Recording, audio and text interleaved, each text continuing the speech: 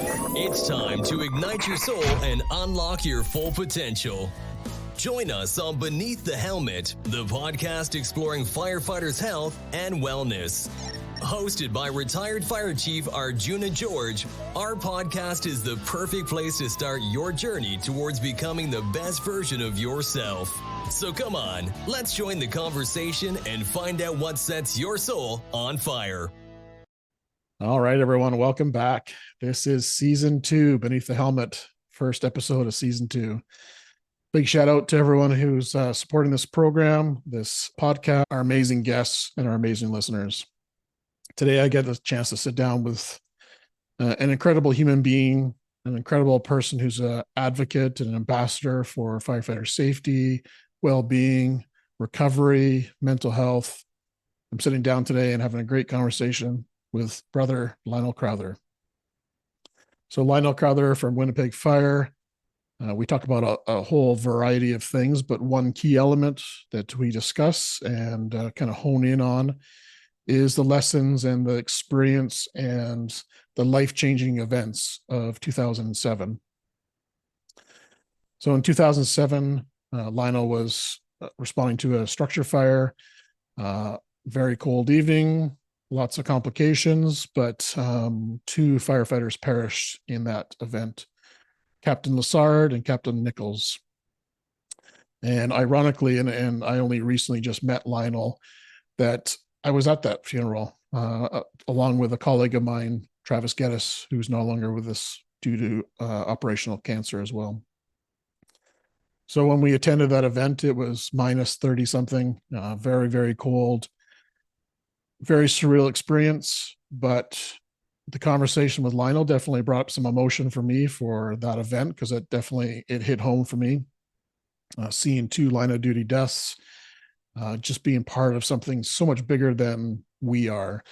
The line of duty death service, the whole procession marching through town, was one of my first line of duty deaths that I've attended. And it still, to this day, I remember those events and that day very, very well.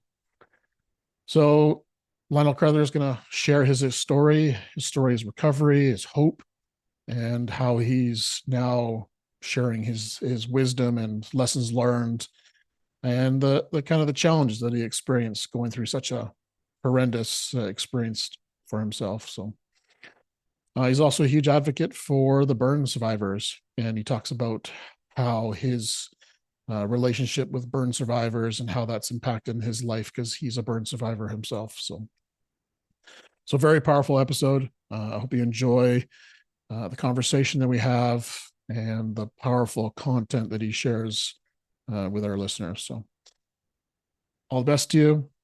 Have a great 2024, season 2. Until next time, stay well. All right. Welcome back, everyone. I got a very special guest coming in from Winnipeg, Canada. A good brother from the fire service who truly is out there making a big difference with mental health and recovery from tragedy. So I want to welcome to the show Lionel Crowther from Winnipeg Fire. Welcome to the show. Great. Thank you. Yeah, thanks for the invite. And I've enjoyed being able to listen to you in the last few sessions you've had. Awesome. Thank you very much. Yes, I've had 2 guests on. Both recommended you as a prime guest to have. So looking forward to it. Here, I love those guys and look up to them in many ways. So thank you. Good stuff. So Lionel, tell us a little bit about kind of who you are and kind of what brought you to some of the things you're working on today. We'll dive into a little bit deeper each of those, but kind of give us a snapshot of your fire service career and how that ended up being where you are today. Yeah, you bet. Yeah, very fortunate to be able to be introduced to the fire service early. I grew up with an RCMP family. My dad was RCMP. So just that whole aspect of service really was just basically, I was born into it, and I really loved my dad's job. But the only thing I didn't want to shoot people. Yeah.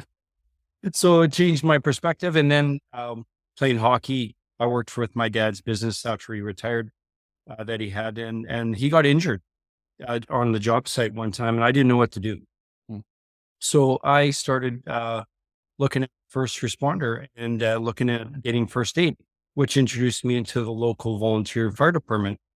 And I loved it. Everything about it. It was the team, like leaving hockey and all those different aspects of really looking for the next goal and even a career. I loved everything about it. And I found out you can get paid to do this. So I loved it. So I started the deep diving into fire service volunteering in my community. I was on the ambulance there as well as a casual. So I got to see both aspects of it. And then I decided, yeah, let's go for it.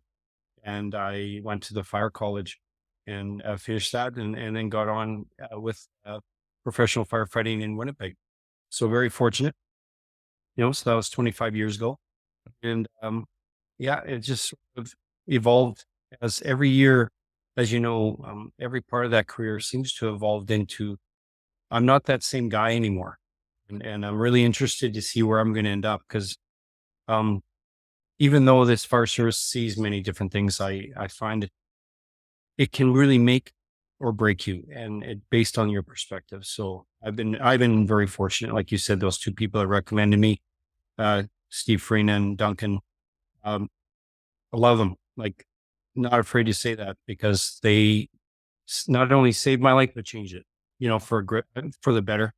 And, and that's where I really got that from my dad too, where I started from this was that person that he was and the person his father was for him. I really want to foster that and look and make them proud of me and for the man that I become, because I have two young men in my life, my sons, and I have a little girl. So I really look for that mentorship and I really look outward because this person I am now wasn't built by me. It was built by a village of people in this community that we have. And I feel very fortunate that I still get to be in it, Yeah. So Beautiful. Yeah. Did you grow up in Winnipeg or where was that I imagine your dad probably traveled all over Canada. Is that in different detachments? Yeah. So he actually grew up on the East Coast in New Brunswick, right on the Bay of Chaleur, like right on the ocean. And of course, back then when he got in, they shipped you as far away from your family as possible.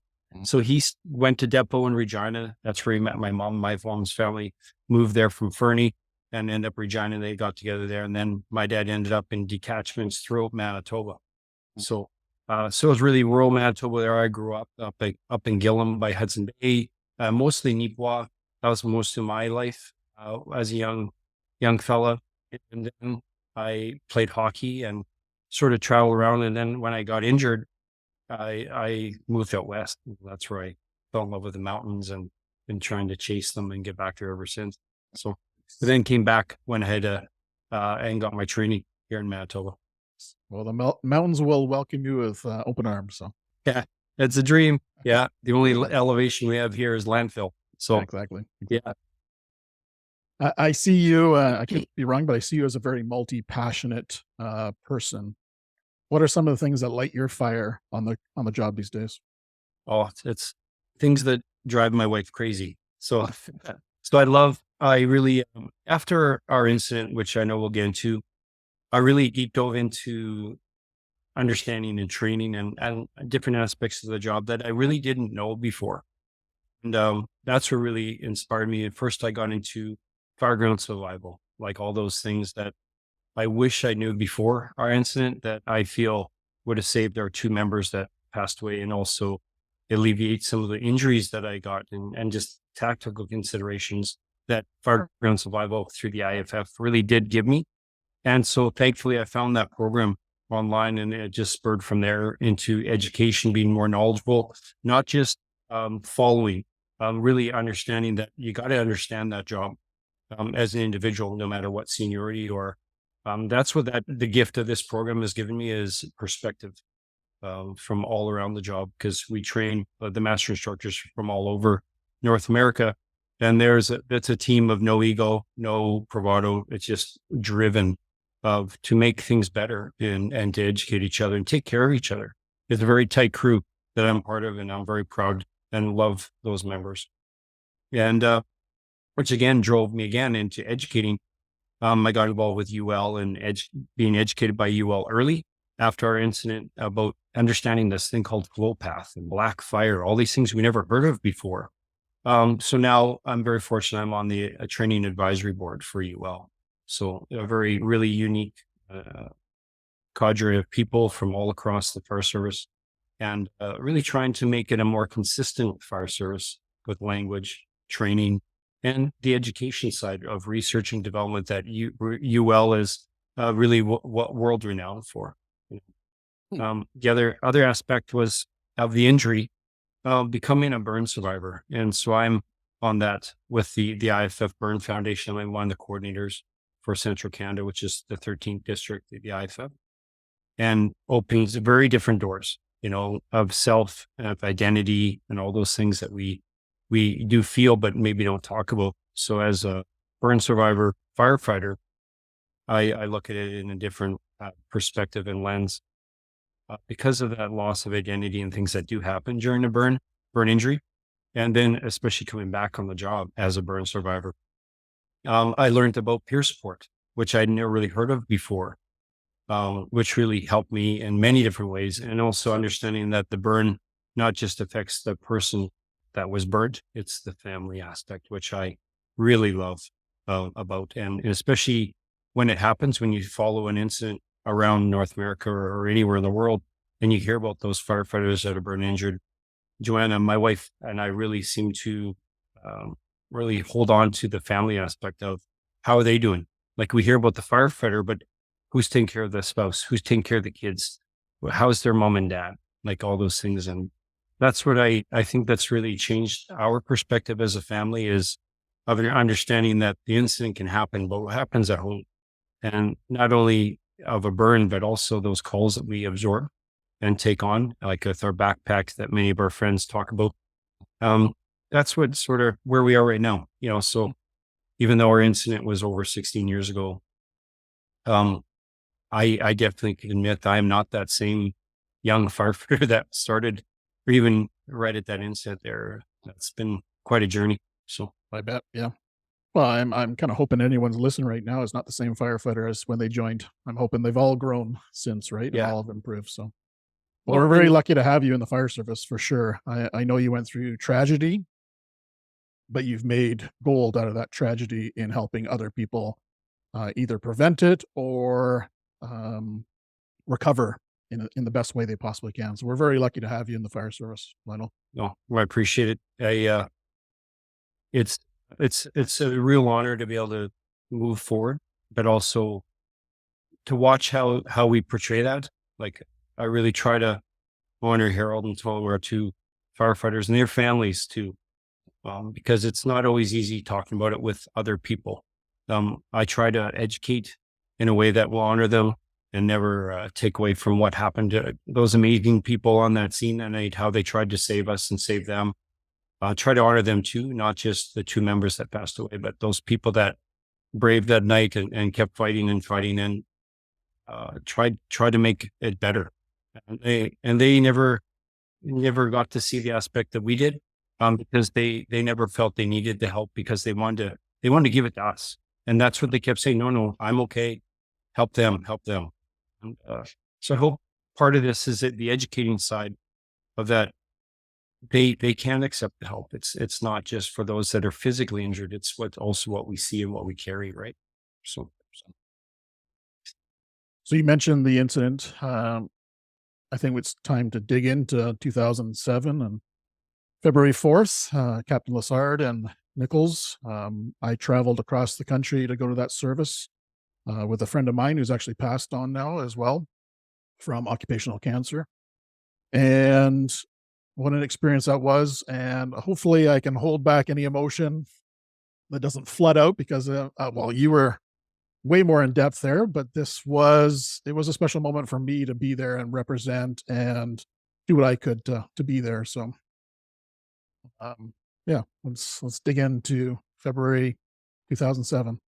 well, you bet. No, I appreciate the fact that you feel that emotion too. And I appreciate hearing those from firefighters that did attend, because I was able to be there at the memorial, and that was probably the one of those days I truly still remember. They made a hospital room for me, so I'll get into that too. But so I'll explain our background for our department. We have a 4 platoon system, and we work 10s and 14s. So 2 10s, 2 days, 2 nights. And that night actually was an overtime shift for me. It was on a different shift. So I'm on 2 platoon, and that was on 3 platoon, their last night. And so, of course, as a young family back then, Joanna just returned to work. So any overtime shift back then was like, it was like an anomaly. Like there was very little overtime and not like now. But I got the overtime. It's like, oh, perfect. It's a night. It was at my home station, number 1.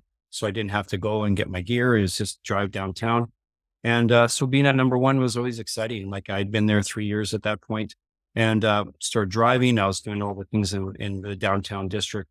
And so when I got down there, like it was just a regular night, but also I like people think about what are those nights like at the fire station, like Super Bowl, like it was Super Bowl Sunday. So it's all those exciting things. Guys are getting appetizers. We're doing our truck checks.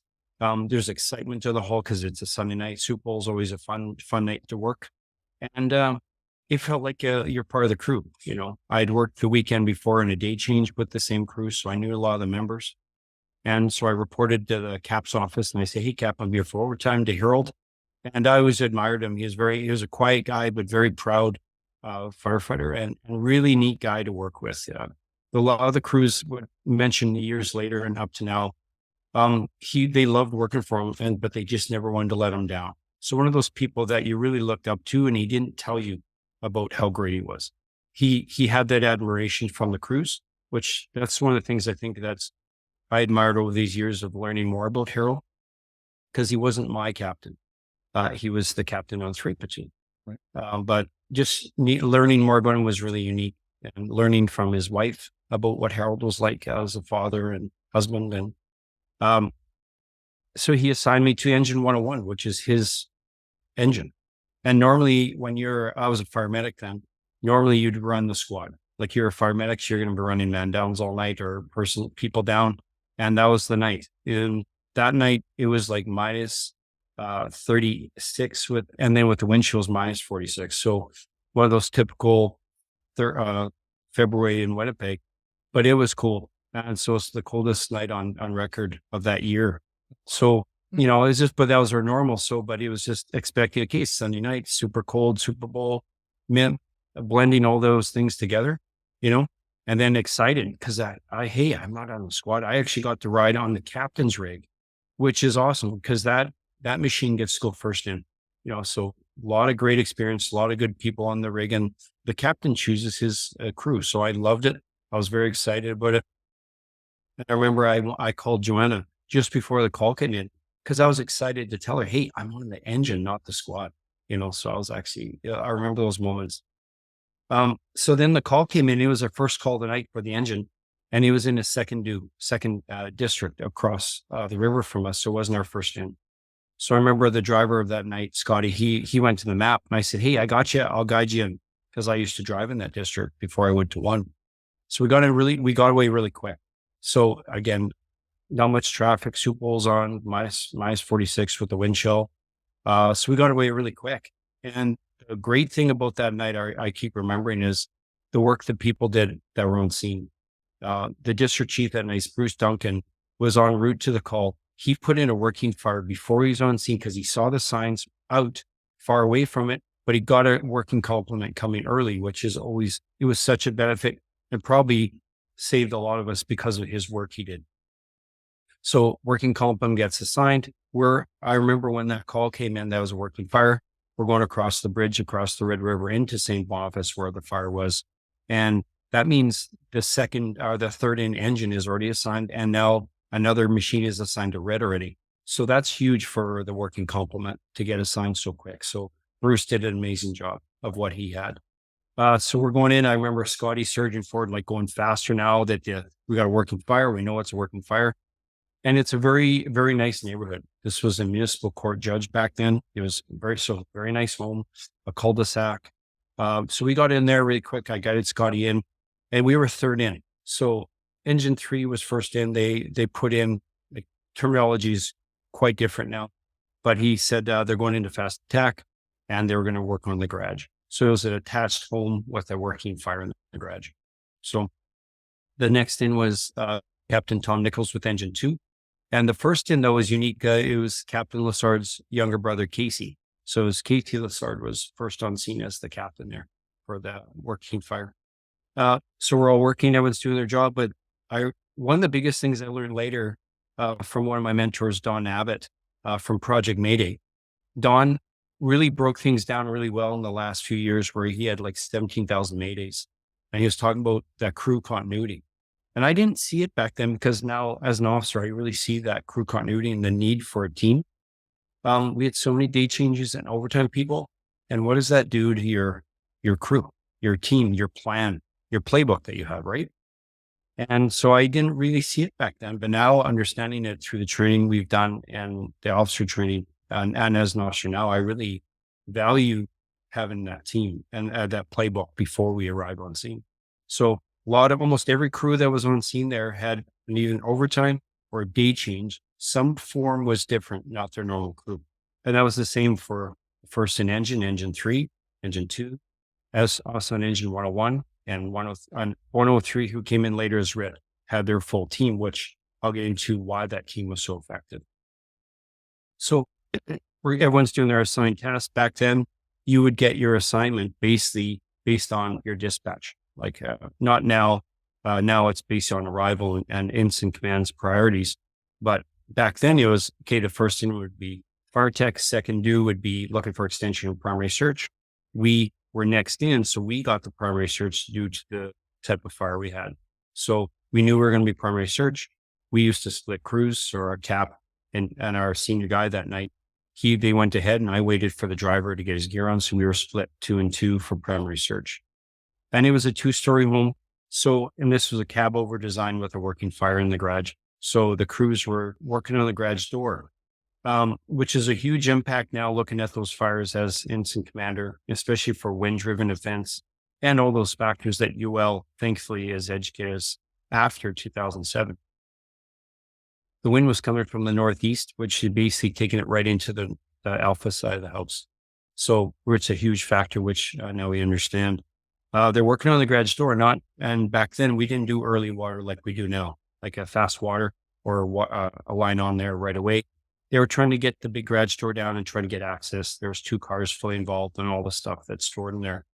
And so engine 2 was tasked mostly face-to-face. Most of the stuff that was happening on scene at night, due to how we normally did things, was face-to-face. Because back then we had just gotten these new radios and everybody had one. But before that, just months earlier, it was just maybe 2 per rig. And most of the things were always just face-to-face. So that was happening there still, because we hadn't been trained on the new radios yet, or even especially what that orange button was for. So we just were doing the things face-to-face. So engine 2 was tasked with their crew to go look for extension to the second floor, see if fire is extended above the garage with a hose line. So they went with a crew of 3. And one of the members stayed outside to assist with water supply. Then we were coming in right after. My cap and the senior guy, they were going in with a search crew going to the left. Now they just, like I said, face to face. As we were coming up with Scotty and I, my partner, we actually stopped as we're walking up. We did a buddy check quick, and both of us challenged ourselves and talked about it up to today about why did we do that? Usually you're running in as quick as you can, trying to get in there, fight the fire, doing all these different tasks.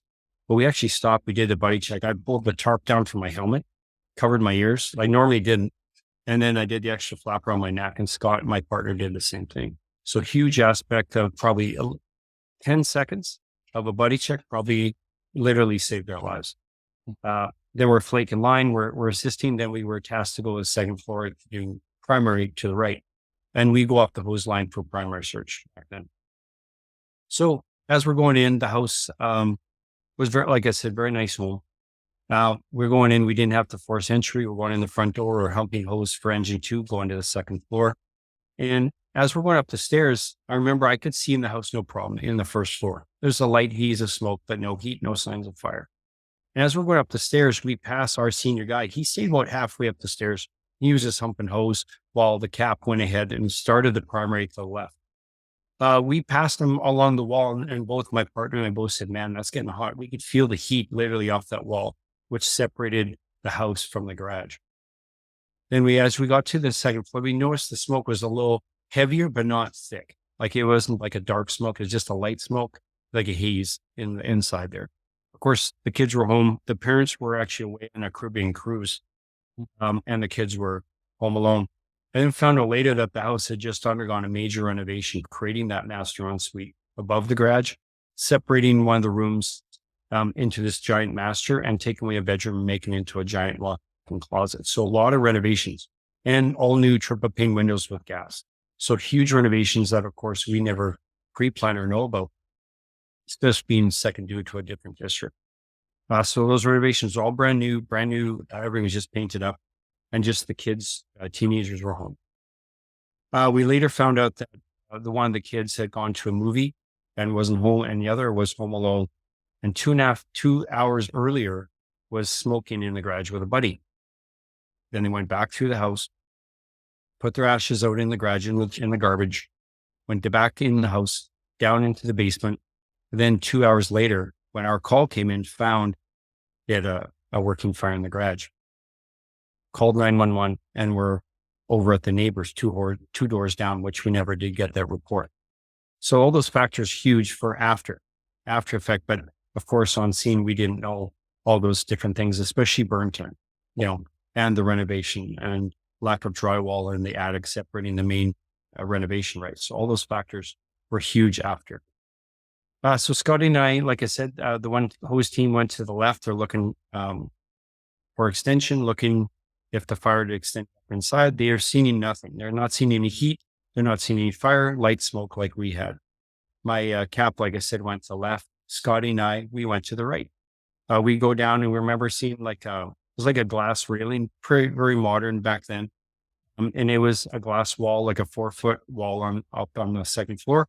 We could feel the difference from the wall to the drywall. So we knew we had a glass railing, glass wall.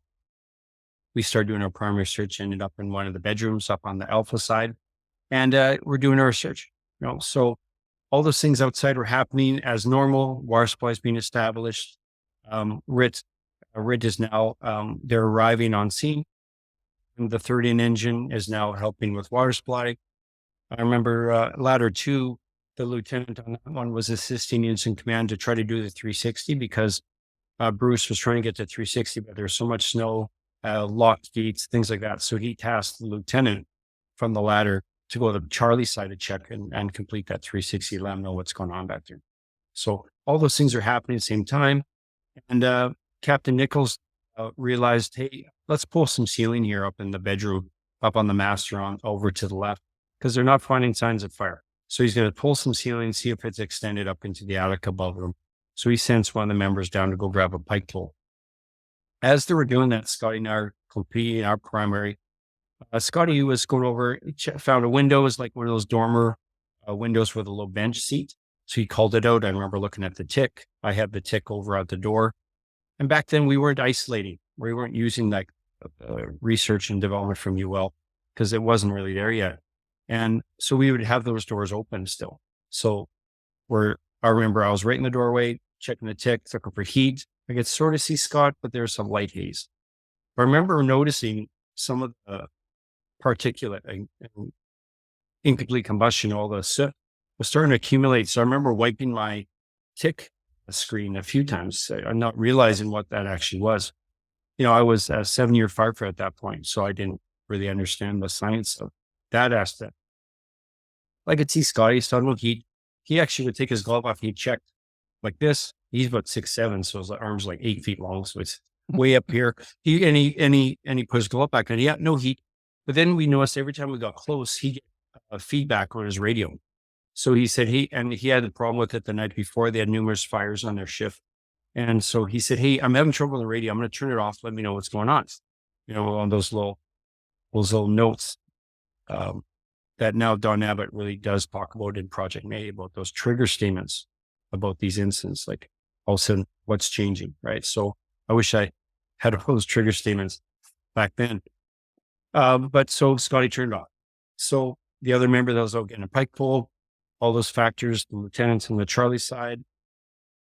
And then one of the members that was on the nozzle on engine 2, they broke out a window over on the master. And I was on the Charlie side, up second floor. Then I remember Captain Nichols was on the radio and he said, "Hey, we just took out a window. We're going to get PPV started at the front door. We're going to clear some of the smoke." And at the same time, that crew was still working on the garage door. I remember the K-12 was cutting down the door, and then the door had just come down at that point. Bruce Duncan, who was the district chief, and he saw this big plume of smoke. He said, "Come out," and suck back in just like that, right at that point. And that's where he said, "Negative ventilation. I want you guys to evacuate. You know, and that was that point. I was like, what's going on? Like my inside didn't match his outside, right? So plus his experience he had. So I called to Scotty. I say, "Hey, Scotty, they're calling. So no urgency. I could still see him." And then on the other side, the nozzleman, he was pulling line out of the bedroom right at that point where he heard evacuate. He jumps down the stairs. He starts going down the stairs. Tom was over in the bedroom trying to get the hose away from the bed frame. So he's over there. That's where Tom was last seen. Our senior guy was on the staircase still and trying to hump hose up, helping engine two with extension. So all those people are still there.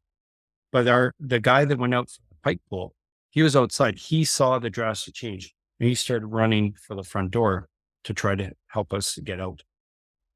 Just as that happened, Scotty was coming towards me.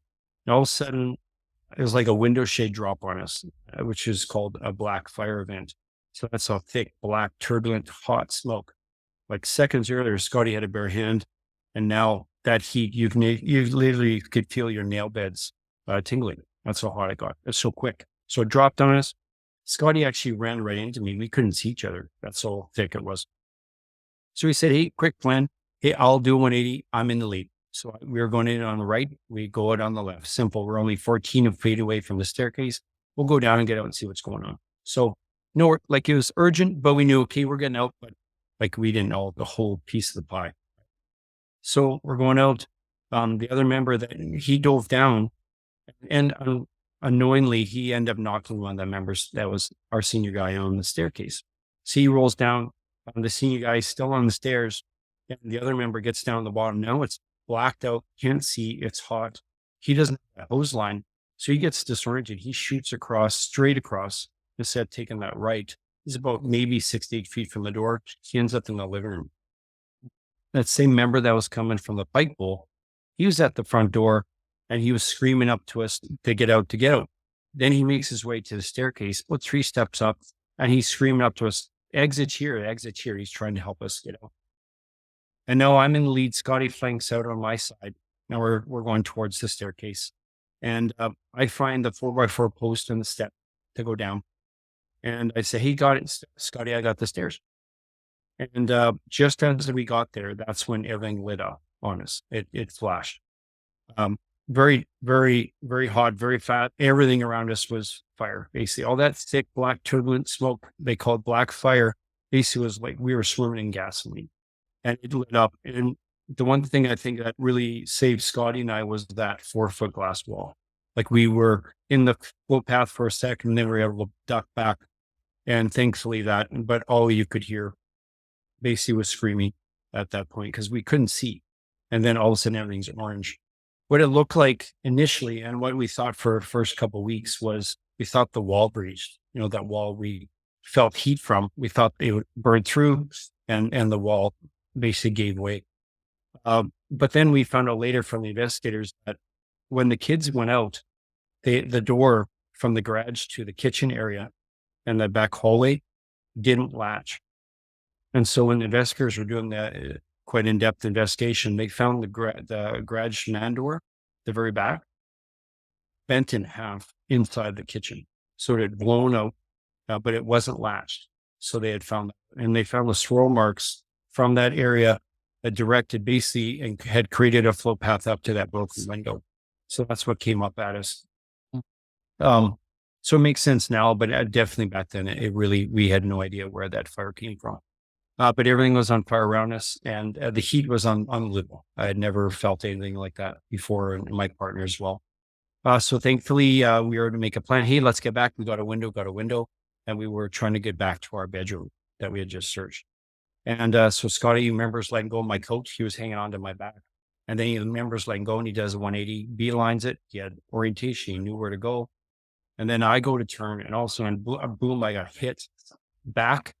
Went flying back down the hallway and ended up in a bathroom. I thought initially for weeks it was a closet because I had no idea that part of the house because I hadn't been there yet.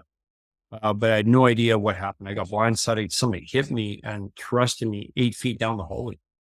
I was flat on my back, very disoriented. Scotty, my partner, didn't know I was separated and remembers hearing a sound. He said we didn't know what it was because there was a lot of sounds at that moment. The heat was intensifying pretty bad. The pain was starting to take over. Scotty remembers getting into that bedroom. At the same time, I get up. Like, where the heck am I? I go to my tick. I couldn't see. I didn't realize that all that black fire event happened. All the soot had baked on us, baked on our gear, baked on our face piece. Now I was blacked out. I'm not sure it was my gloves or my sleeve must have wiped my face piece and I could see my tick. It was whited out. So I dropped it. It was tethered to my side. So I went back to what I was doing and it was right-hand surge. And I go out there, feels very different. And I didn't realize until later, until I saw the layout of the house, I was on the opposite wall now, going in a different direction. So going out and I find a firefighter laying in the hallway and like a set of boots and a firefighter. So I'm screaming to him, we got to go. I'm thinking it's Scott, not realizing it was someone else. And I hear the voice and it was Harold. It was our Cap. So I grab him and I say, Cap, we got to go. We got to get a window. Because now that tunnel vision was starting to happen, like getting the window. That's all I could really was thinking about because pain was starting to really take over. So I grabbed the Cap and I was able to get him into the bedroom and ends up now we're in the back Charlie Delta side bedroom on the second floor, not the Alpha Delta. So we're across the hall, not realizing. Scotty doesn't realize that we're in trouble in the back. He's in trouble as well, trying to find an exit. He gets to his window. I hit the back wall around the same time. I reach up to my right. I find the window. It's very fortunate. It was like a 4-foot window on the second floor, which felt like abnormal because usually windows a little higher. But I had relief. I said, Cap, I got the window. And I was like, good, we're okay. But not realizing I didn't close the door to our room. And at the same time, I hear someone screaming, got a window, breaking glass. And it was Scotty. So, because his radio's on. And one of the things a lot of people say to us is, did anyone put in a mayday? And I said, no, not one of us.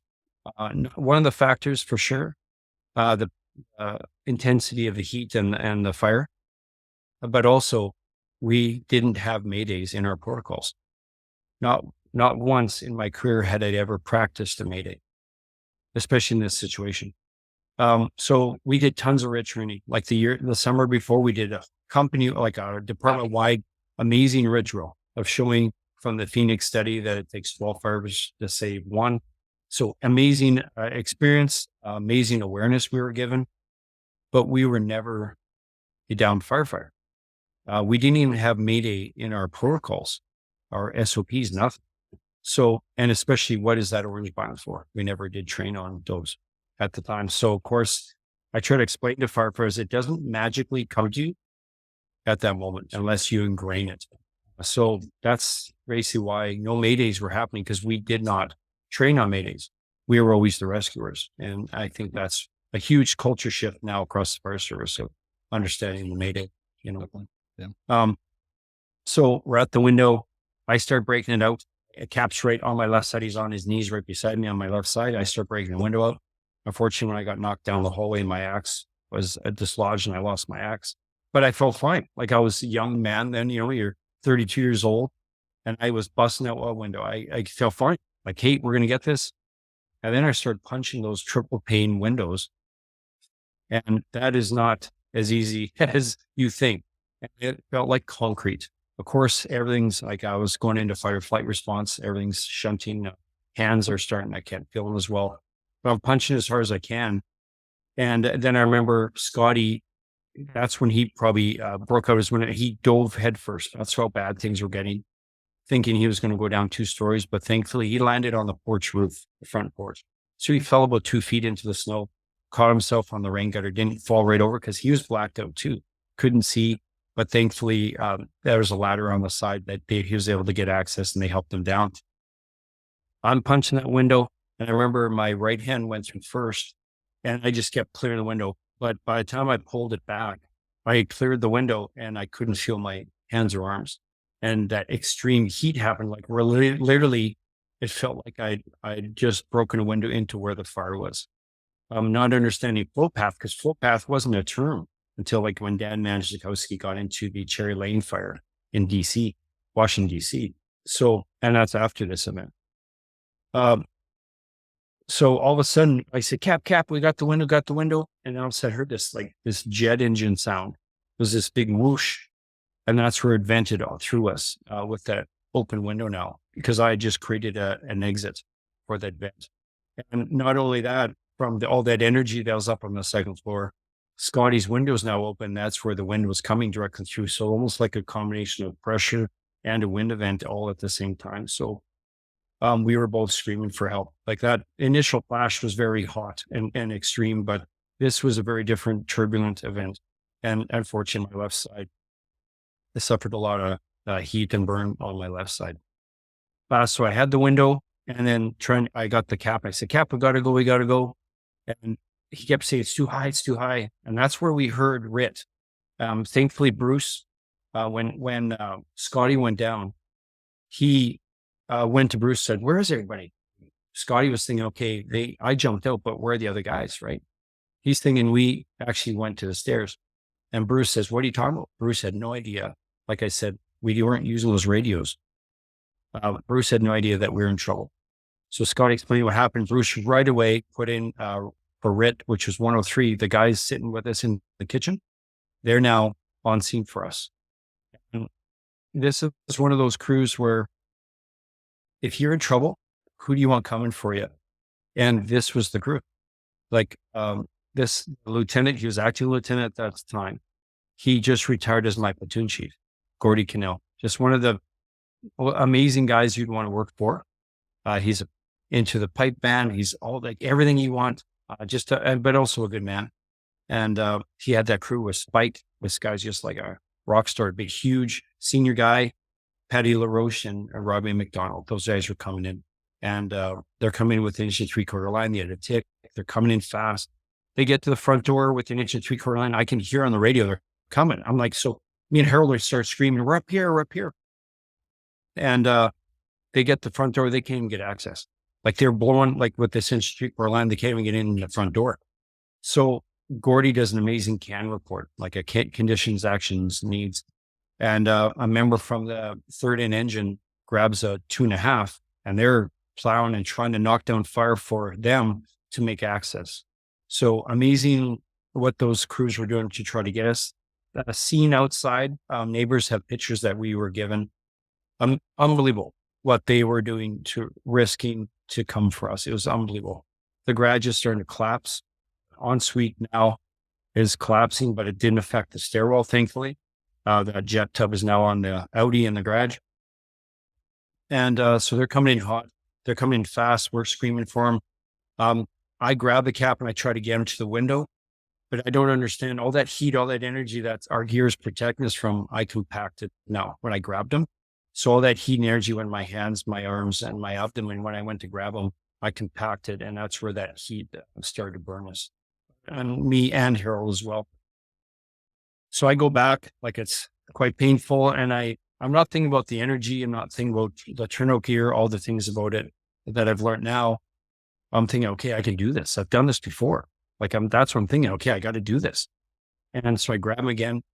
I try to pull him towards the window. And that's when we fall to the floor. We go down, and all that heat and energy is just transferring to our skin, and we're in trouble. I was able to get up to my knees, and I got Harold up on his knees and was pushing him out the window that way. But the members that were out in the back, like the lieutenant, he saw it vent. He saw the window when I broke it out. He heard the broken glass, called to more people to come back and help, all on verbally. He's just screaming to crews, come back. They're coming out the back. And it's 2 members there on overtime from my shift had a extension ladder on the Bravo side, and they were trying to pull it and get it to us in the back.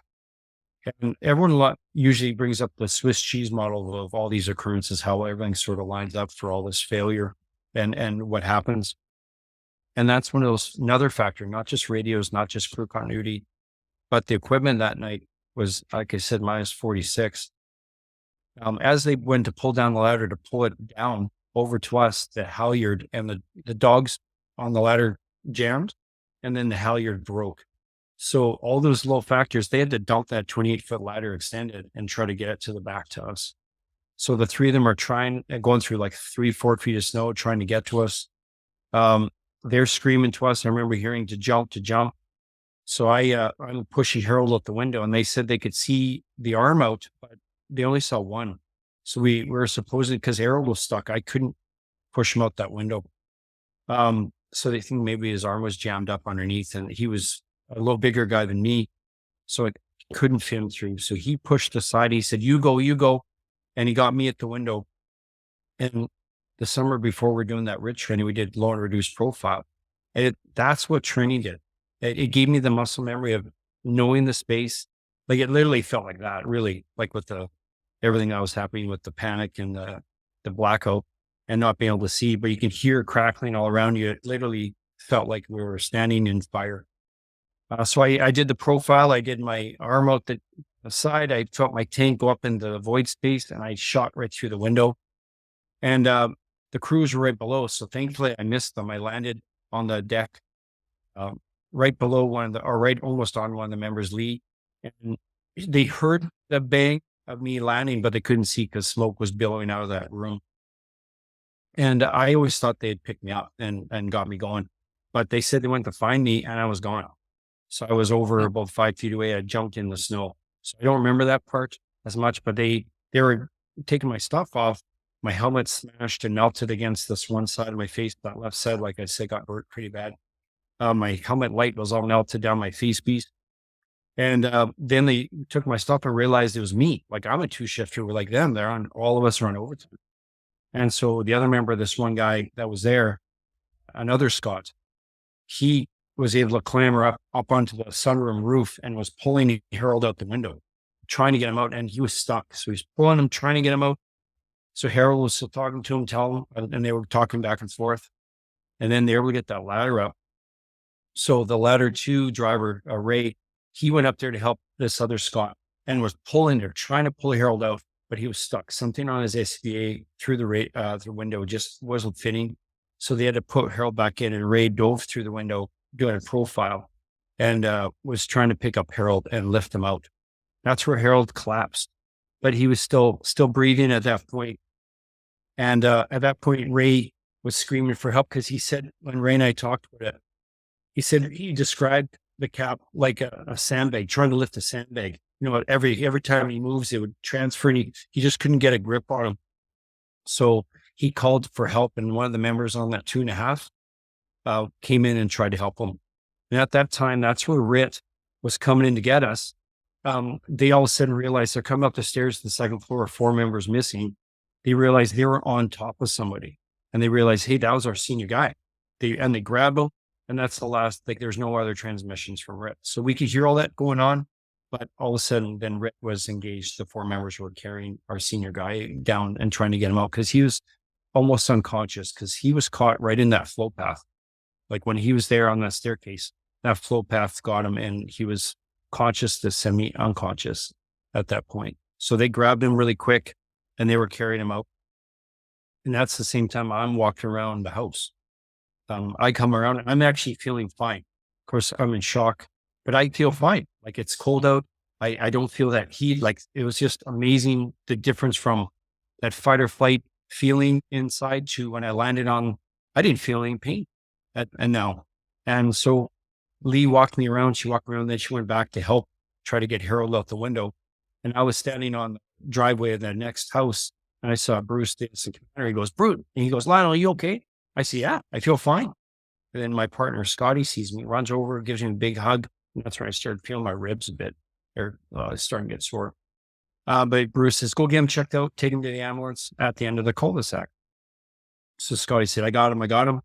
And we're walking down, like we're saying, holy man, what happened? Like Scotty said, I thought you got out. And I said, what happened to you? And we're just talking as we're going. And the other crews are now all trying to help Harold out the back window. So I get in the ambulance and they pass me off, and Scotty goes, you're good. And he takes off. He goes to help. So he's gearing up, trying to get back and help what's going on scene there. The medics were actually from one station as well. And I knew them, quite well. And then a medical supervisor showed up and he said, hey, I'll check you out, Lionel. He knew me. He also knew my brother-in-law was a volunteer firefighter with him outside the city. So knew him well. And he takes my gloves off. And that's where I found I was burnt. I felt it nothing at that point. But all of a sudden when I saw it, all of a sudden the pain, like my hands were degloved to my wrists. And then my fingers were black. And I was like, oh, everything changed. It was like I saw the pain and then I felt it. But they took me in right away. Of course, I said it was -46. They took me in the ambulance. I remember the heat was just blowing and it felt like a hairdryer hitting your face. And then they laid me down because but I still had all my gear on. But as soon as they laid me down, all that heat and energy, like I was outside for probably 4 minutes, but all that heat and energy was still in my gear. And when I laid down, all that heat compacted and onto my fresh skin. And I was begging for help because it literally felt like I was back in the house. That's how hot it felt, So I'm begging for help, and they're paramedic trained. They're not fire trained. So they were trying to get my gear off, and I was still hot too. So they were trying to get off, and we just grabbed some shears and they cut everything off. So I'm laying there, and one of the medics is really cute, blonde, of course. But it was like, I don't remember seeing what they did. I still saw myself as myself, but I didn't realize I was in bad shape. I ended up with a 70% burn through my head right down to my calves, first, second, and third. Of course, they saw that. And then I'm begging for help. They bring in another medic, paramedic, Dave Johnson comes in and he's trying to do a line. He does a femoral because my hand, my neck, everything, my arms are burnt. So he does a femoral. And then I'm starting to calm down. I remember seeing Dave was squeezing that bag above me, trying to get the pain meds in, like trying to help me. So I really appreciate all the work that those crews did for us. And at the same time, all those crews are doing anything they could to try to help Harold. And then Bruce realized, okay, we're missing Tom, the cap from Engine 2. So he sends in the second RIT team, Rescue 8, the crew of 4. Then my partner, Scotty, and another member, Sean Bell, they team up with them with a crew of 6 because it's bad. Like the house is burning down. They're going in hot, trying to go save Tom, find Tom. So, of course, he was last seen in the master, which is over in the Bravo Charlie corner, 2nd floor. So they're going up there. The crew goes in. The first crew of 4, they scan with the tick and they scan and thankfully scan to the right. And they saw a firefighter boot and leg sticking out of the same bedroom we just came out of. So thankfully they did that. And the 4 of them go to the right. And then the 2, Scotty and Sean, stayed at the top of the stairs to mark the exit to where they need to go to. So the crew gets to him. They find him unresponsive. He's actually on the other side of the bed from the window where Harold and I just exited. So the crews have pulled, the 2 crew were able to lift Harold out that window, and they're bringing him down the ladder. The platoon chief that called me in on overtime was actually on the base of the ladder trying to help as Bob Wright, trying to help them whatever he could do to save Harold. They'd worked together for over 30 some years. And Bob kept saying, we got you, Harold, we got you, but no sounds from Tom. There was no SCBA. There was nothing. He was unfortunately, massively burnt. So the crews executed him very quickly. I remember talking to some of the crews. They said they felt like they weren't doing enough. Like they had their hands on him, but they just felt like I have no weight. Who's carrying? Like they had 6 guys on Tom, getting him out as fast as they possibly could. So now they have both our caps outside. But unfortunately, when they got Harold to the base of the ladder, that's when he stopped breathing. They get his gear off in the back. They're doing mouth-to-mouth CPR. They're taking him, carrying him to the front of the house to the driveway. Tom, same thing. They're out there, the RIT and the 6 members. They're working on Tom, trying to get all his gear off. They're doing mouth-to-mouth CPR because there's only a couple of medics on scene now because it was, we're in the far end of the city. So all those things are happening. I'm in the ambulance now. I'm being sent away. Eddie, the senior guy, he's now in an ambulance. He's being sent to the burn center. The crews are frantically trying to save Harold and Tom. My partner, Scotty, he was doing mouth to mouth on Tom, trying to save him and get him to the ambulance. All this happens in under, like, it was 9.5 minutes that I hit the deck. Wow. And it's such a dynamic scene, and to describe it, it takes so long, but it happens so fast, and that's a common occurrence when you hear these near misses or line of duties. All these firefighters, we always seem to say it happens so fast. And it did, So, and then those crews that were on scene there turn around and they had to go start fighting that fire until relief crews were starting to come. And we had so many accounts from firemen and firefighters waiting in the station, and they were telling dispatch, we're going to help. And some of them were staged in their rig waiting to be dispatched. And then some crews didn't hear about it until the phone started ringing, So unbelievable how quickly our lives changed. What an incredible night that was. Yeah. And then my little wife, she's at home, finally got these 2 little boys to bed. My boys, Noah was 4, Nathan was 2, and we had just talked. We had just talked on the phone. And then 2 minutes after that, we got that call, and Joanna's finally relaxing, what it's like for a mom to have 2 little boys in bed, right, on a Sunday night. She's just relaxing. But thankfully, when I was en route in the ambulance, one of the medics, the supervisor, as he knew me, he said, I got to phone Joanna. I said, don't phone Joanna. I said, I didn't want her to get that phone call. Like, we didn't have any pre-planning. We didn't even have a will yet. And I said, phone my mother-in-law. She was a nurse. I get her going. She doesn't understand what's going on. And I didn't want Joanna to get that phone call from someone she didn't know. So he actually helped me really well. And he said, okay, yeah, let's get your brother-in-law to come and drive her to the hospital so then your mother-in-law can stay and watch your boys. So a good plan, even though I was high on fentanyl and all the other stuff they gave me. I really am glad that we had that plan. And I think I'm thankful for what he did for me and my family that night. So Joanna had that assistance, and she still recalls that her mom never knocks, and she knocked.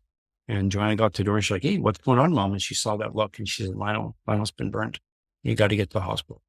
So, and just, she remembers that feeling, that look, and those initial stages, those first hours and days and months we had, in being introduced as burn survivors, Well,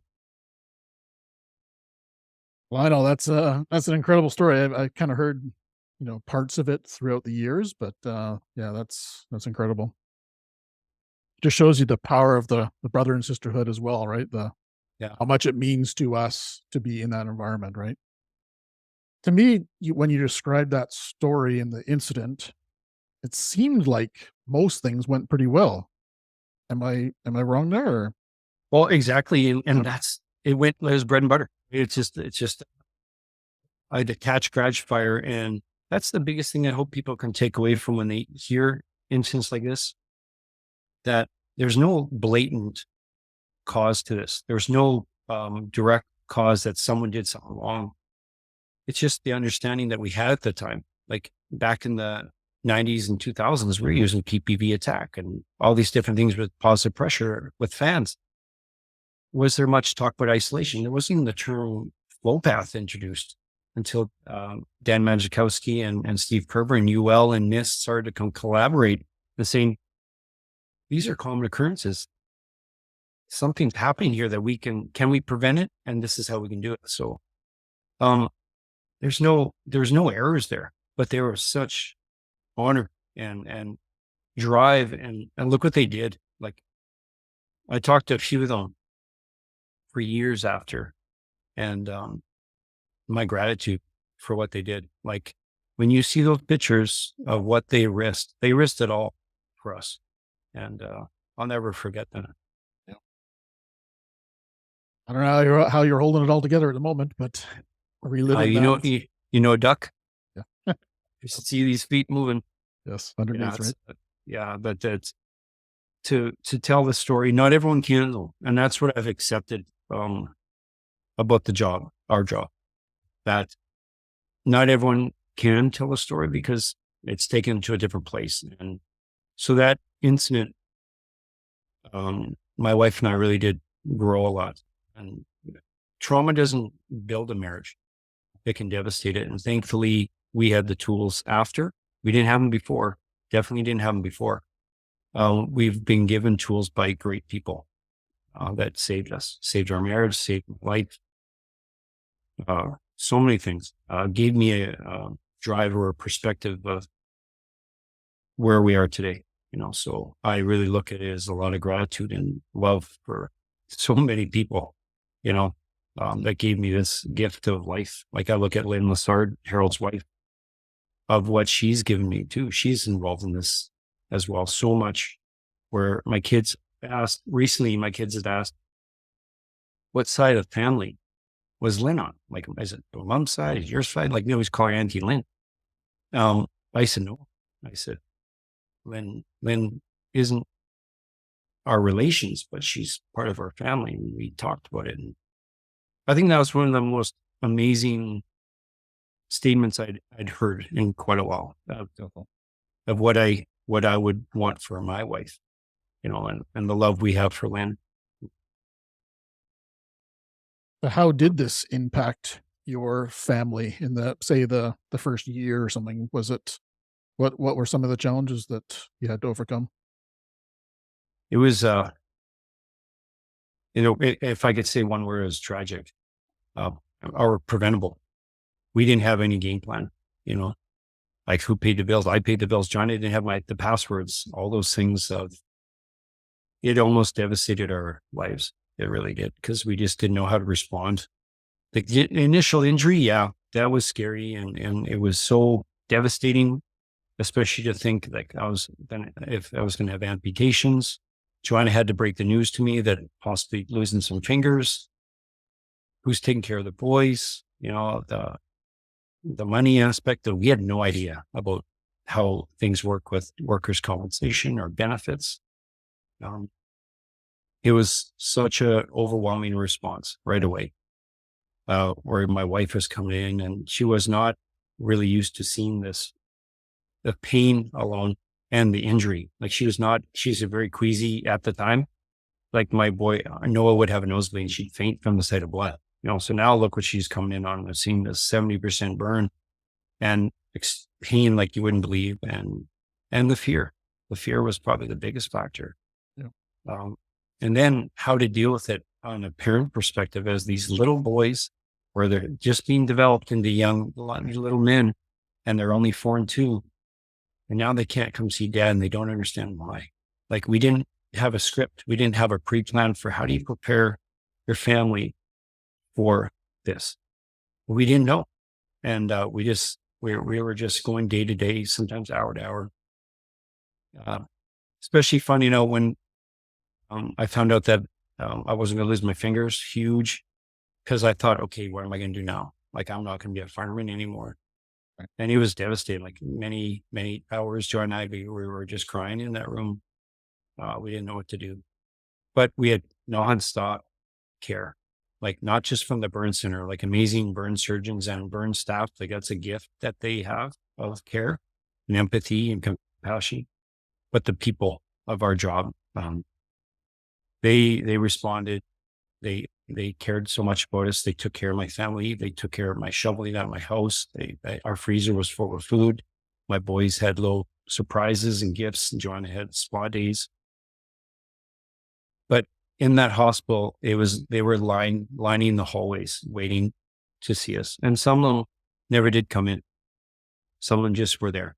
And there's a lot of healing that happened there at that hospital because there were so many people suffering, not just with their burn injuries, but having a double line of duty and losing people. We hadn't lost people in like 85 years. And in a traumatic fire like this, and we didn't have anybody on the job anymore that went through those things. And how do you respond? All these people in peer support that we had, like we had a CISM team and tremendous like mentors, like type of people, like a mate like Johnny Penner and Walter Kloos all these really great people that we look at as icons of our job, they were just sent out, okay, go take care of the crew. And what do you say? Like to those crews that just lost their captain or brother, and then not having any clinicians back then, like mental health was a stigma. There's huge stigma in mental health back then, especially like you're weak. What did you expect? Right. So we had a huge learning curve. And we were thrust in it like by fire, literally. Family wise, we didn't know what to do yet. So we would have our boys stay at my in-laws. They were taking care of our boys, and so we were just trying to get through day by day. Like I said, Joanna was at my bedside 23 hours a day. She'd go home for that hour, see the boys, shower, change, come back. Basically, she was just a hostess. People coming in and out and taking care of me. That's what she did. Like, she was really on my, like, protecting me in many ways. The nurse practitioner, one of them said, "Hey, he needs his rest. We got to stop this visitation." And she says, "You are not stopping visitation. He needs them just as much as they need him." So thankfully, my wife stood up for me when I had no idea that was going on. I'd fall asleep because the fentanyl and ketamine would hit me, and I hit this little button with my foot, and I'd be out, and the guys would still be there, and then they make fun of me, and it was just like I was part of the crew, Yep. Sitting around the kitchen table. Yeah, exactly. 1 minute I have 3 blankets on, next I had a face cloth on, like my thermoregulation was gone. But Joanna and I were just scrambling, trying to figure it out. Cause like I said, we didn't have a guide or like a what to expect, what expecting type book. We didn't have that. And, but what really distracted us was the constant friends and brothers and sisters coming in and guiding us, and having some little nuggets of success and some failure. But thankfully at the beginning, we had more success than failure of my recovery. The other member, Eddie, the other member, was first because his was more severe. Like he had amputations and a lot more burns. He was older. He was 53 at the time. I was only 32. So he went first, and I was later in the week. Thankfully, that was a good thing because I had blood circulation happening. They realized that, okay, my fingers were not going to need to be amputated, which is huge relief. And I had 2 amazing surgeons, Dr. Ed Bushell and Ed Howard Hayakawa, specialists in their field. They were plastic surgeons, but they're also for the burn centers. So they did some amazing work for me. A lot of burn survivors talk about years and like 20, 30, 40 surgeries. I had 1. I am so fortunate. All my skin they took that was still good on my legs. They took all my skin and grafted it to my hands, arms, and my abdomen. And it was 100% take. So fortunate. I had about 800 staples in my body. Just like I couldn't go through many x-rays for a while. But so all that skin took, which was huge. And of course, being new to the burn world, I was like, okay, I'm going to be back, be able to get my life back. And I remember Joanna and I kept saying, I can't wait till we get back to normal. I can't wait till we get home. Just get back to this where we were before, right? And we didn't realize it that we never would. That now not only my brain, Joanna's brain is different. Like we were seeing the world a very different perspective. The fight or flight response really did change us. And then what it did to our little boys. Nathan was 2, so he didn't really pick up on this till much later, which I'll get into. But Noah was 4. And what it did to that little boy was devastating. As a dad, try to keep him, protect him. And then this call came home to my little boy and affected him. That was devastating for quite a while. He couldn't sleep alone anymore. Couldn't go to the basement and play with his toys. All those little factors of anxiety, of fear was introduced. These little boys that didn't have it, now they had fear. And it was devastating as a dad. And then as a wife, my wife now, she's actually became my caregiver, not my wife, for some time. And we didn't realize what was happening to our roles as a husband and wife, was now a burn survivor and nurse, because it just happened, and we didn't really know these terms that we do now about the caregiver and the survivor. And thankfully, we were introduced a little later to a trauma specialist, Dr. Bill Davis. And Dr. Davis was from Winnipeg, but he was involved with huge incidents like the Oklahoma bombings and also 9/11.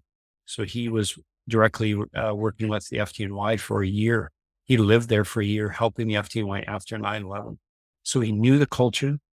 He had the terminology. He understood the strategy. He had all those things. And then it was such a seamless transition for us because a few of us went with Ed, but he was really struggling. Like Eddie, a couple months, 2 months after he got out, we all went and we said, hey, let's support him. And by the time we left that first meeting and that first session, we all had appointments. But Dr. Davis, one of the parts of it was that our spouses were going to be involved. So he already had this thought process of where we're going to go with it. And he knew the needs and that it wasn't just us as firefighters. It was also the people that support us behind the scenes or at home and how these things are viewed and how they affect them as well. So having that initially was groundbreaking for us and probably saved our marriage because we didn't realize that we were separating and that separation from caregiver to spouse, we didn't realize was happening until he introduced of what we were doing and why. He did the learning to listen game with us, which isn't as much fun. How to listen to your spouse. And then you're supposed to repeat back what you thought they were saying. You're like, yeah, it's not as much fun. So, but another good man though, like we shared values, his faith we shared, all these things that he really specialized into, the individual couples that were involved with this treatment that he was doing. And it changed my head, but unfortunately we only had so many sessions. And then hey, you're doing good. My recovery was doing well. My physio, really doing well. When I got to return back to work, it's like clean slate. Okay, everything stops, right? And that's what one of the problems that we saw was, I'm going back to work, and there was no plan again. So going back to work as a burn survivor firefighter, had all this great treatment of physical and mental, understanding this. Why am I feeling this way? Because once I got a little bit better, the focus of the physical started to drain away. And guess what crept in was the mental. And that's survivor guilt and the loss of never, like one of the biggest things I loved of being on the rescue or that type of training was RIT. Like you're going to go like they did for us, save your firefighter. That's the biggest job I think we have in the fire service is saving one of our own. And I failed. And that feeling was every day. So I thought my thought process was use it as incentive, use it as drive, use it that now I'm going to get bigger, stronger, faster, not fail. Like I'm going to save Harold. That's basically was the drive. So and I'd go to the gym during my treatments or physio. I would literally pass out at the effort. And then I got a trainer that would go to my gym after instead of the rehab hospital. And I would basically be passing out, not realizing that because of my blood supply. They didn't give me a transfusion. So I was only about half full for a while there. So I would be driving so hard and I'd find myself on the floor, not realizing that I was literally trying to put myself back in that situation so I wouldn't fail again. And that was my driving force. So it was failure. Drive as far as you can and push a little bit more. Thinking that was a positive, but I was killing myself. How long was that transition of recovery? Was that months, years? What was that time frame? At the beginning, first to get back to work was those months from February, and I got back at the end of November into December. That's not no. Yeah. And to look back at it, I should have waited. But the incentive was get back before the anniversary, get back. Don't give up. Right. And not realizing that I still needed some work done. And then when the back to work came and I had to up my game even more now for the physical, I'd go to work all day and then go right to the gym because I couldn't get that really good workout that satisfied that need. So I was exhausted, literally hardly sleeping because all I was thinking, okay, tomorrow gotta get ready. If it happens, this is what I got to do, and not being trained yet. Right. So thankfully I had a really great captain at my station at number 1 on my shift, Brad Harless, amazing guy, great captain. He arranged with management and the union that I would be the 5th member on his engine back at number 1, because I refused to go to this other station because I wanted to be with my crew, and the crew supported us so much. I wanted to go back, and they supported me coming back. And one of the members that was there, he was on scene. He was driving Engine 101 now. Like, he's there with me. So I really wanted to be there. And they did so much for us. I really wanted to come back. So work with them. The cap would know when to push me forward, when to pull me back. So it was great, but I wasn't able to tell them how I felt. I didn't want to let them down. Plus, I didn't want something else to go wrong, you know? So I just kept that, and I felt injuries because my physical training was really taxing. I had like rotator cuff injuries. I thought it was a rotator cuff. Ends up I had a scapular nerve injury, basically from the fall, but never did get covered. So because it was like a year later. So just pushing and realizing it's not working. Like, I was really pushing hard physically and mentally. The after effects were really coming home of, like, I was very sharp. Like, everything was basically about work. That family aspect was being put second. And we didn't like it. Then we both noticed that we needed some more help. So we actually went to the departments and we need help. We need Dr. Davis again. Can we get help? Because it was basically hundreds of dollars an hour to see him. And we were a young family. We couldn't afford it. Thankfully, the department helped us. They agreed that this should be covered. And it was that our new chief, he was part of that. It was Christian Schmidt that really did help us with that. So thankfully, he listened to us and helped us get that additional help from Dr. Davis of understanding. And he put it really interestingly to Joanna. He said, "You made it through the fire. You have to remember, you made it through the fire. Now you have to survival." So it was really huge impact there, and sort of transitioned us into the way of thinking, because then we had to really deep dive into how we were reacting to this incident, still letting that incident still sort of drive us and control us. And we had to sort of get back where we had to start taking care of our future, not letting that incident dictate it. That's where Dr. Davis really gave us that perspective understanding, because he dealt with so much. He dealt with it before. So we had the trust, which was huge, like to trust the therapist, because we had one in between there that was horrible. Like, basically, just tell me how you feel, the type of thing. I'm like, I don't know. How do you guide someone? And so it didn't go well. So thankfully, Dr. Davis they reintroduced him, helped us for some time, and where we really did feel comfortable. But unfortunately, it was a roller coaster ride for some time, like not just the first months and year. It was a couple of years of finding a path. Like, I was still sort of searching for an identity. Because it did feel like I lost it. Because when you look down at your body that you don't recognize anymore, is that the burns really do change you. That really did. And thankfully, I was considered like a hidden burn. So I could cover up. People wouldn't even see my body of my burns. And that's one of the things Joanna remembers the first time she saw me at the Emerge. Because her whole perspective was movies, right? Burns, like Ladder 49, Backdraft, all these fire movies that we always watched. About what the face is going to look like. And thankfully, my face piece was still intact. I didn't lose my face piece, and I didn't appear that it had any burn injuries to my respiratory. So I was very fortunate. Interested to hear how your mindset has changed since 2007 towards the fire service, towards mental health, towards everything to do with this incident. Yeah, well, it was a whole 360, boy. I never even heard the terms mental health, really.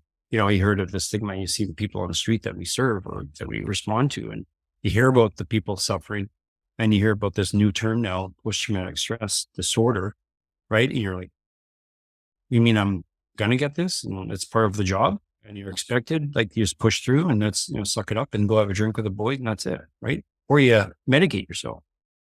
And that's the things that you heard. That's what you only heard about it until I was introduced to more people, and like that, thankfully, Dr. Davis. And all of a sudden, the word peer support started to be introduced as well as the burning community first. And I was so thankful for that because we, in the September after, in 2007, after that incident, we were able to go to the World Burn Survivor Conference in Vancouver. It was in Canada, and it's sponsored through the Phoenix Society, which is a society for burn survivors. And I had never heard the term burn survivor before. All I had heard of was burn victims. I was a victim. I felt like a victim. I had that self-pity. I had that shame of my scars where some firemen say, "Oh, now you got a real firefighter tattoo." I'm like, screw that. Like, you have no idea what you're talking about. And I took offense to it. I didn't like that. I didn't have a lot of pride in my scars, as many burn survivors do. So I had to really learn. I was there, but when I went to this with Joanna, we went to all the sessions, but I went there as a rescuer. I wasn't going there as a survivor yet. And I kept hearing this term, and I'm like, no, it's not me. I don't feel it. I was really battling the survivor guilt, the loss, the failure of not being able to save Harold. And it's that identity, like I mentioned, like I didn't really have that. I didn't feel like a fireman. I didn't feel like I was a burn survivor. But down the sudden I was blending into two. I was becoming a firefighter burn survivor, which is pretty amazing experience. I was introduced to the right people at the right time, it seems. This whole journey that I've been on, I was introduced to this amazing man, Oscar Barrera. He's retired now. He was a captain in Stockton, California. Almost like another incident. He lost 2 firefighters, was burn injured, survived, made it back on the job. And it's like everything was in sync. And he was mentoring me, without me even knowing the term or understanding what he was doing. He was giving me the perspective of understanding of what I was feeling and validated it, which I hadn't had because the 2 of us that were burn injured at our incident, we were together at the beginning. But all of a sudden our healing path they were very different. I was young. I had young kids. He was older. All these different things about the surgeries. We just sort of went off in different ways. But thankfully, meeting Oscar gave me this path of understanding and of self. His wife was also a mentor and a peer support for Joanna and some of the other wives that we started getting involved with. And that all those things that we felt were normal. And that's one of the things that Dr. Davis said. I would describe the feelings and the fear and especially the weakness, because you're supposed to be a rescuer, strong. And when something goes wrong, they call us. I didn't quite have that yet. And so he said, no, that's normal. It's okay what you're feeling. You're not weak. And to fast forward years later, I remember talking with Duncan Shields about it.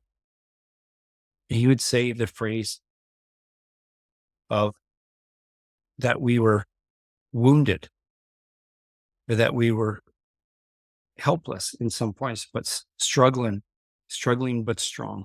And that term, when he said it, is like my mantra, like struggling but strong, right? It doesn't mean you're failing. It doesn't mean you're weak. Reminding me of being human. I was just going to say that. Yeah. It's human.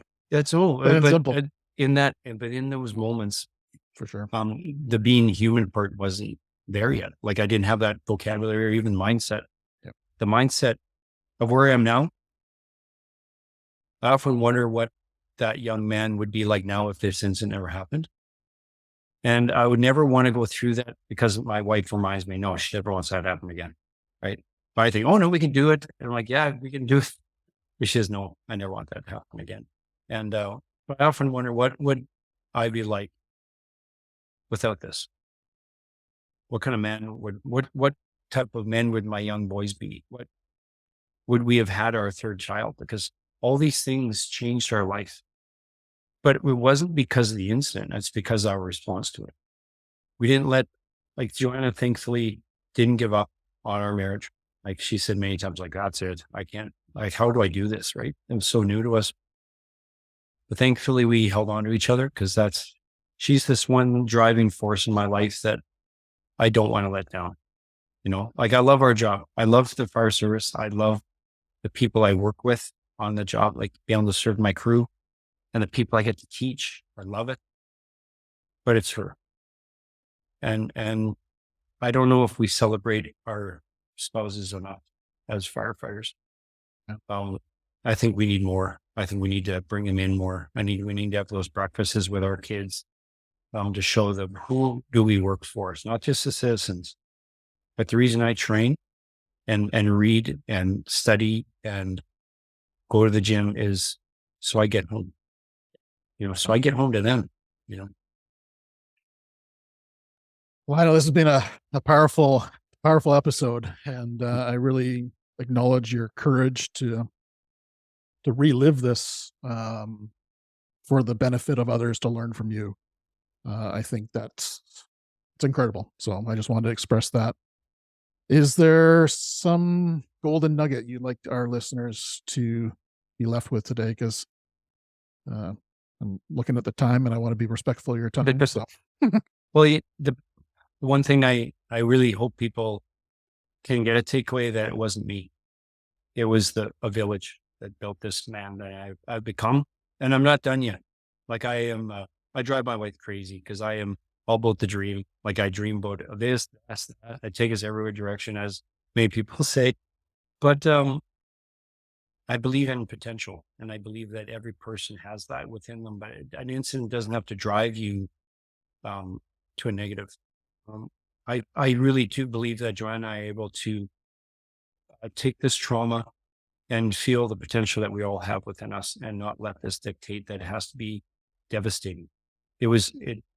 I feel it every day, but it doesn't have to ruin my day. It could make me appreciate of where I am, my wife that I have, my beautiful children, to be able to do what we do. But one of those things is the acknowledgement of the people that were in our lives. But because of this incident, transformed it into, I think it's the dream. Like I have a dream life. And even though we lost two amazing people, like of what they missed of their wives, like they didn't get to go home. They didn't get to become grandfathers. They didn't get to walk their kids down the aisle. All those things I want to try to live for them. Beautiful. I can't live for, like I can't give them that gift to their families, but I can represent the values that we need for being a good man on the job. Like I love what Duncan and Dave and Steve and with Blueprint for raising young men. Like we need, like as a father, I can't be a mother. But no matter what people say, I'm not a mother, but I can be a good dad. I can be a good man. And if that's one thing I can take away from this, is that I learned I needed to be a better man because there's people coming behind us that need that. Not just my crews, but my little boys. I know men, they're 19 and 21. And I don't believe in excuses. And it's hard on them sometimes when I use this as everything is under your control. It's about what you choose as priorities. And I hope people can see that you do have a choice. I've often had people say to us, if you would have chose to leave the job or, addiction or alcohol and drugs, it's pretty understanding like what you went through. And I disagreed with them. I disagreed with the excuse that you can devastate your career and not honor the fact that you can move in the right direction. Because I learned that at Loon Lake, having the gift of Steve Farida as a brother and friend that introduced me to this concept. In that fall, I remember the fall before I went, he said, "Hey, here's this thing we're going to try this beta test." And I said, well, how can I be involved? Or again, help. How can I bring it back? How can I, not realizing that after a bad call, I came home and I heard my little boy say to Joanna, "Is Dad okay?" And I heard that and I stayed in my room and I phoned Steve. And I said, Steve, can I go? Can I go to this? And he said, yeah, Steve, fucking right. Sorry. 100%. Yes. Steve. Yep. He got me there. And even though it was on the 10th year anniversary, even though 10 years, everyone's like, oh, everything's fine. You're doing this, you're doing that, all these things, right? Proactive and teaching and learning and peer support. I was still learning. And Loon Lake gave me such a unique experience of forgiveness for myself.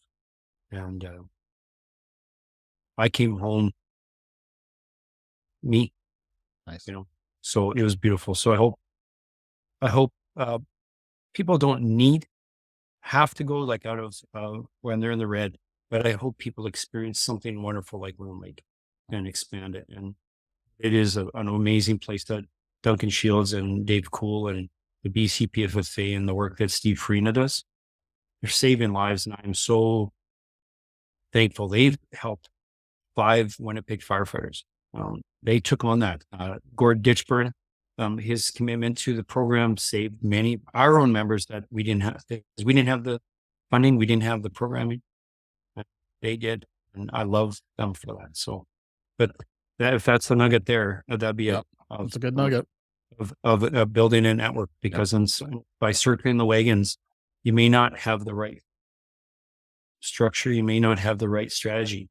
Someone outside the box may, and don't be afraid to reach out outside your normal, and don't be afraid to get help. And so we were given that gift, so. Well, the past hour and a bit of our conversation, you've mentioned dozens of people that have supported you. So you're just showing it in your story, how much those connections impacted you and helped you recover. Right. So, well, it's like peer support wise, mental health wise, training wise, like I wish I could fill the hour with just the people that were involved here, like Andy Ruiz down in LA City, or like there's so many people like Charlie Shive in DC, like the things we get to do now. Everyone says, oh, you're so busy, but I'm like, no, I don't feel busy. I'm filling a cup full of amazing experiences. And we, like with a burn survivor firefighter retreat we host down in Colorado, and it's no work, man. It's just amazing. Like my good friend Luis Navarez, one of the only firefighters in North America that returned with a prosthetic arm, and one of the people that he's one of my best friends. All these people. This network that we have in the fire service is so broad and varied, and I'm so proud of it. I'm really proud of what people are doing out there, and it's not just me. There's so many people, and I'm so glad that you reached out, and I got to listen to those people that you are interviewing, because it takes such courage to use this terminology, use this to be vulnerable, right? 100%. And I'm so thankful my wife puts up with it. So do me a favor. As soon as we finish this episode, go hug your wife. Yeah. I'll make your dinner. Yes. and give her a hug from me for all everything she's done for you. So, well, and the fire service, because she actually speaks and she tells the truth. It's not this rainbows and unicorns running around our house. It's real, so thankfully we have that realism, and she has that patience with me. And I'm learning the same. I'm still learning. Yep. Wish I was for life. I wish I was perfecting, but I'm still learning. Yep. Good for you. Yeah. Well, Lionel, it's been a pleasure. I think it might require part 2 as a podcast, because I think I had lots more to ask you, but it was such an amazing story and experience that you shared with us today. So, if you're interested in part 2, I'd love to have you back on the show for any time. Yeah, I appreciate the conversation. It was sort of one-sided, so I'd love to hear more from you. Yeah. Oh, well, this is a podcast. This is for you.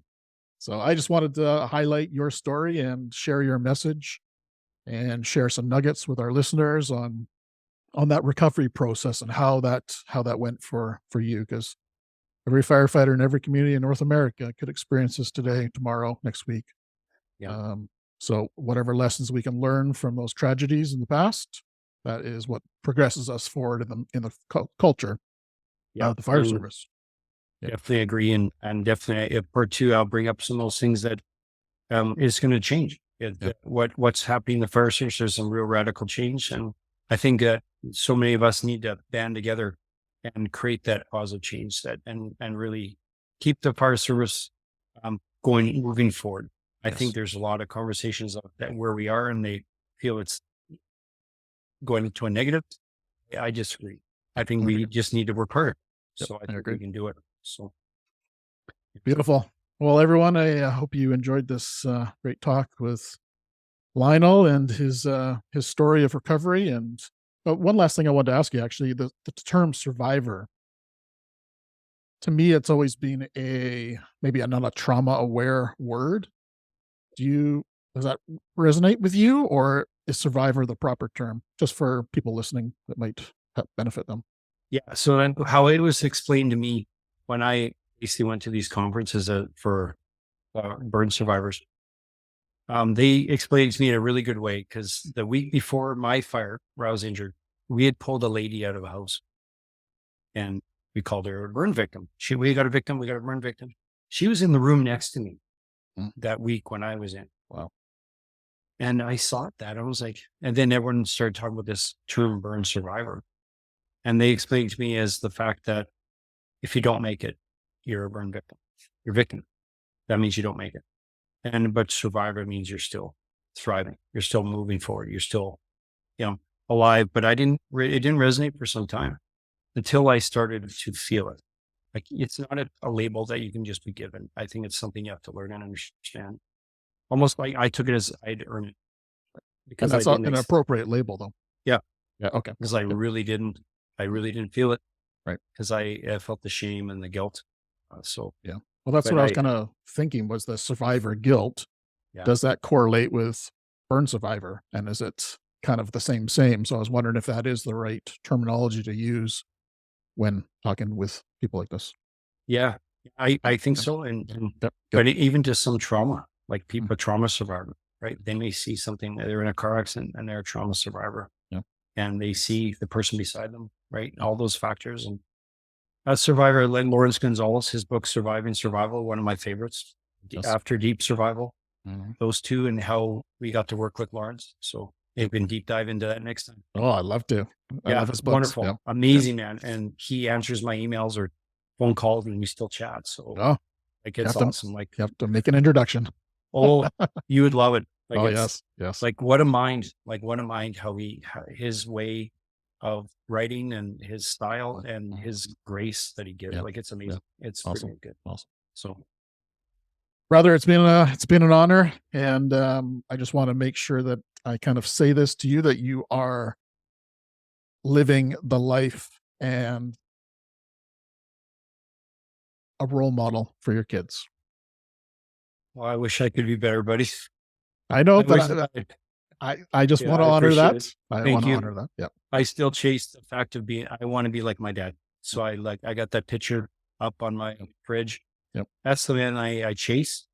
I don't know if I'll ever get there, but I sure wish I could, because I want them to experience the love of my father and then of what we're trying to do to raise these young men. And I translate it right. I take it right to work.